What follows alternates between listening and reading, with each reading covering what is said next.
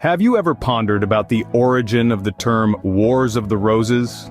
What if I told you it was not a series of battles fought in rose gardens, but a tumultuous and bloody civil war that rocked the very foundations of 15th century England?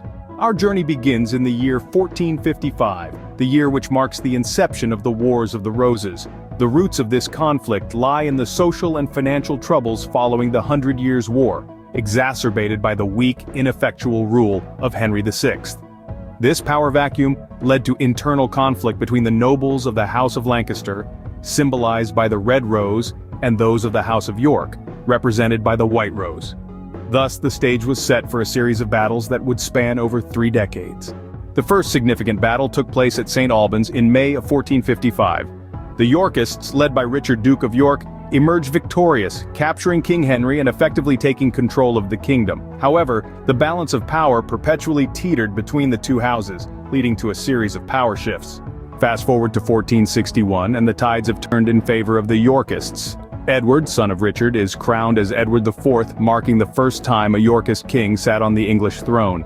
Yet the struggle was far from over. Edward's reign was marked by rebellion and political instability. His marriage to Elizabeth Woodville, a commoner, led to a fracture within the Yorkist faction. This internal strife culminated with Edward's own brother, George, Duke of Clarence, aligning with the Lancastrians in a rebellion against him. In 1470, the pendulum swung back towards the Lancastrians as Henry VI was briefly restored to the throne. This period, known as the readeption of Henry VI, was short-lived as Edward returned from exile, deposed Henry, and resumed his reign. The final act of this bloody saga played out on the fields of Bosworth in 1485. Here, Henry Tudor, a distant claimant to the throne from the House of Lancaster, defeated Richard III, the last Yorkist king, and was crowned as Henry VII. This marked the end of the Wars of the Roses and the dawn of the Tudor dynasty.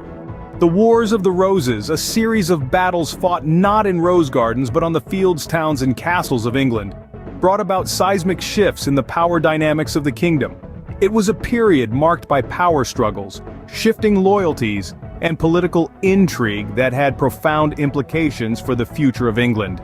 From the weak rule of Henry VI that set the stage for the conflict, through the turbulent reigns of Edward IV and Richard III, to the final victory of Henry Tudor, the Wars of the Roses were a testament to the volatility of power and the lengths to which men will go to attain it. In the aftermath, it was the establishment of the Tudor dynasty that perhaps had the most significant impact on England. The Tudors, beginning with Henry VII, would go on to rule England for over 100 years, bringing stability after decades of civil war and setting the stage for a golden age of English history under Henry VIII and Elizabeth I. Thus, the Wars of the Roses, a name derived from the badges of the warring factions, painted a bloody picture of 15th century England, forever altering the course of its history and laying the groundwork for the nation we know today.